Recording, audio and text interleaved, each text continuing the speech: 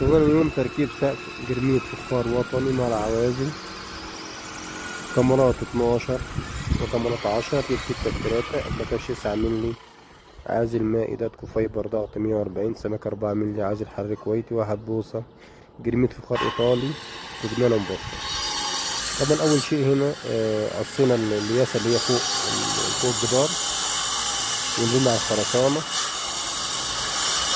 وركبنا فرنشات وربطناها بمسامير علشان نوقف عليها قفات ارتفاع 1.5 متر، لأن الجدار هذا ارتفاعه 2 متر، ونرفع احنا 1.5 متر علشان يكون الشغل بمستوى السقف ده، عشان لما يركب جبسن بورد من الداخل يبقى نفس مستوى سقف الخرسانة.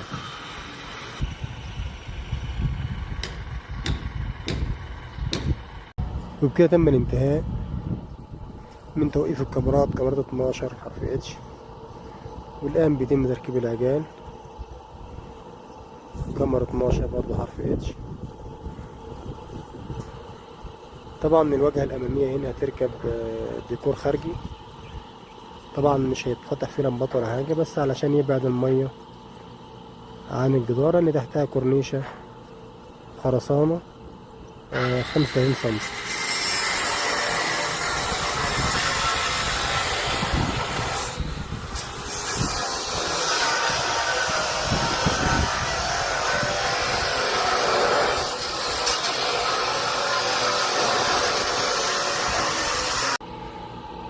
وبكده تم الانتهاء من تنزيل الكاميرات، كاميرات 10 حرف اتش، والآن بيتم تركيب تيوبات 30-60 أبلكاش، وتركيب الديكور الخارجي 35 سم.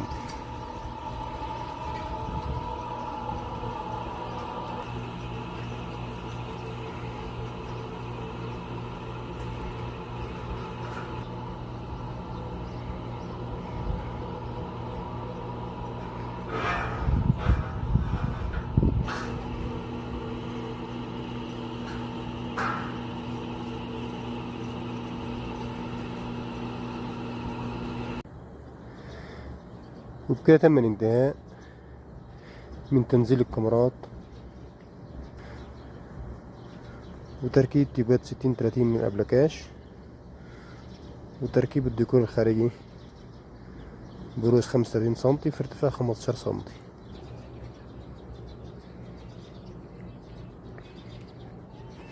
الآن بيتم تركيب أبلكاش 9 مللي،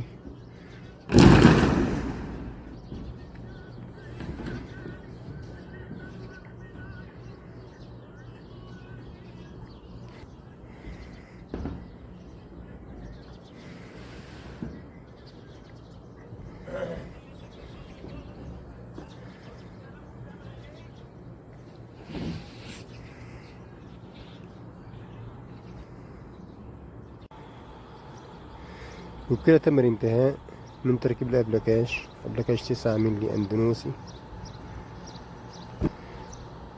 والآن بيتم تركيب العازل المائي داتكو فايبر سماك 4 مللي ضغط 140.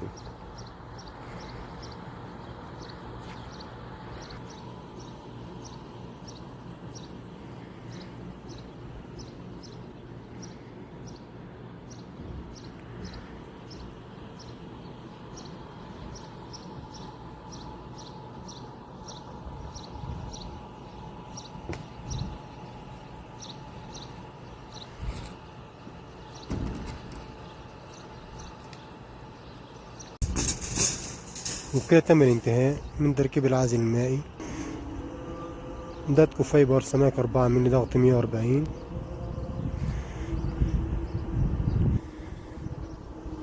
والآن بيتم تركيب المبسط 3 سم في 3 مللي مع تيوبات 15-30 للجرميد. طبعا الجرميد هنا فخار إيطالي مبسط.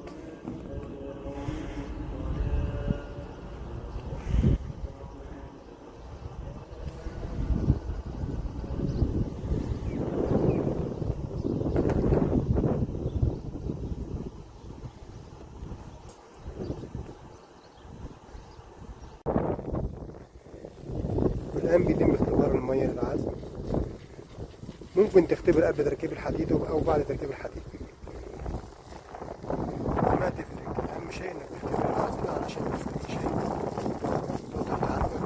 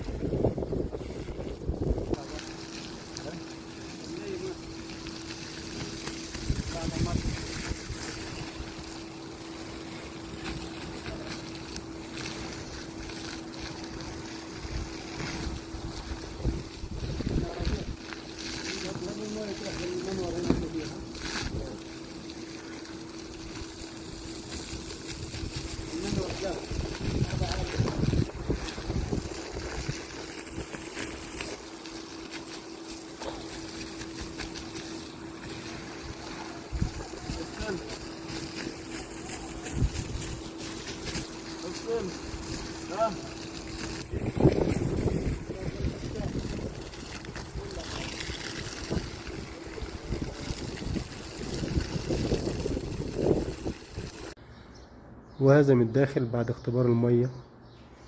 طبعا لو في أي تنسيم بيبان في الأبلكاش أو على الجدران.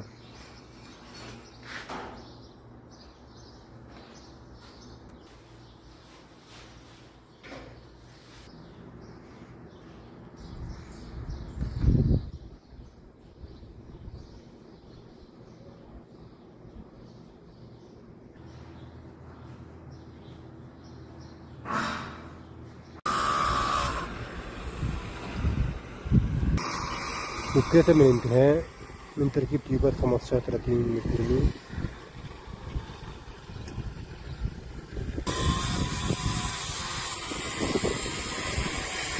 الآن بيتم تركيب الجرميل إيطالي فخار لبناني مع عزل حراري كويس.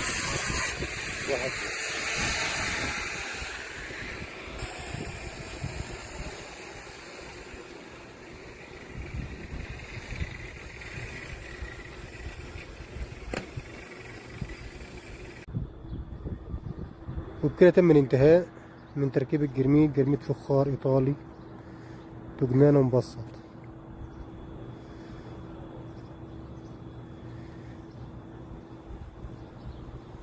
والآن بيتم تركيب الزوايا.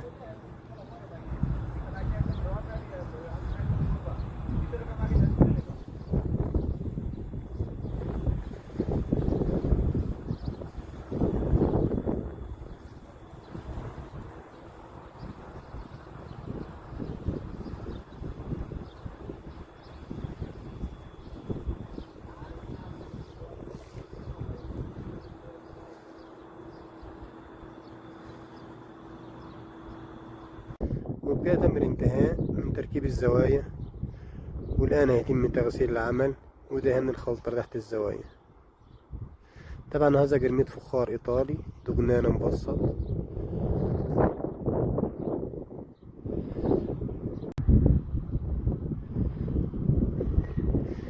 والآن بيتم تغسيل العمل من الخلطة.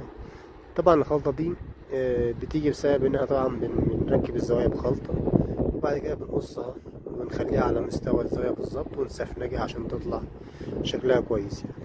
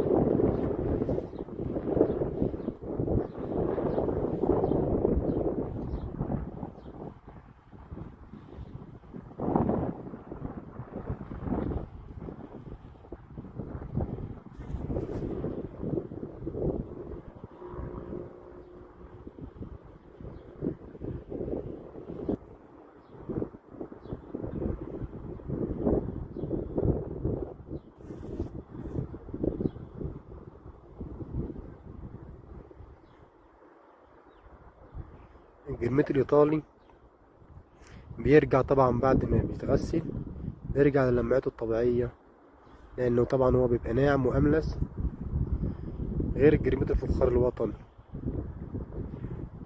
طبعا مش كل الإيطالي بيبقى ناعم، التورنانا بس هو الوحيد اللي بيبقى ملمسه ناعم، غير مثلا الكونيال أو الريكا أو البيكا بيبقى شوية خشنين زي الفخار الوطني.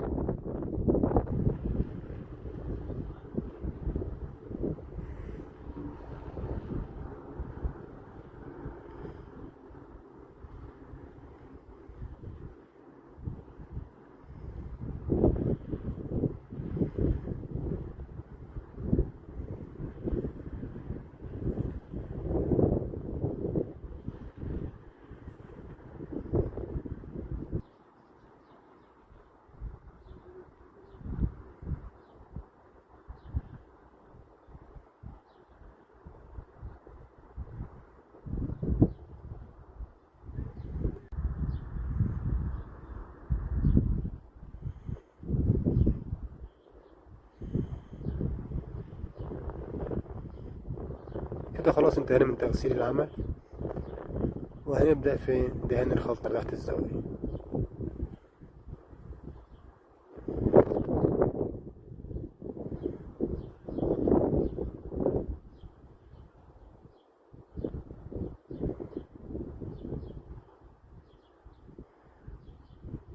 وبكده تم الانتهاء من دهان الخلطة تحت الزوايا والانتهاء من العمل.